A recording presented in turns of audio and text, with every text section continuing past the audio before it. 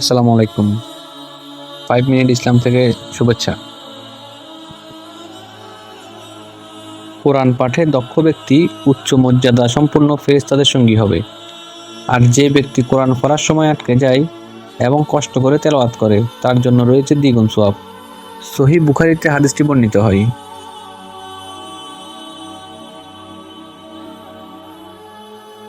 রাসূল হযরত মুহাম্মদ সাল্লাল্লাহু আলাইহি সাল্লাম বলেন, যখন কেউ মসজিদে প্রবেশ করবে তখন সে যেন 2 রাকাত সালাত আদায় করা ব্যতীত না বসে।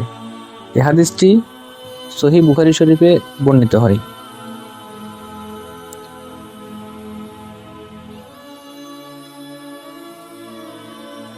রাসূল হযরত মুহাম্মদ সাল্লাল্লাহু আলাইহি সাল্লাম বলেছেন, যে ব্যক্তি তার 2 চোয়ালের মাঝখান অর্থাৎ জিহ্বা এবং 2 পায়ের মাঝখান অর্থাৎ লজ্জাস্থান এর জামানত আমাকে দিবে, আমি তার জান্নাতের জামিন হব।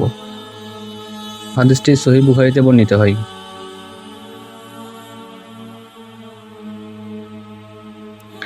যে ব্যক্তি মারা গেল অথচ জিহাদ করেনি, এমনকি জিহাদের আকাঙ্ক্ষাও ব্যক্ত করেনি, সে মুনাফিকের ন্যায় মৃত্যুবরণ করল। হাদিসটি সহিহ মুসলিমে বর্ণিত হয়।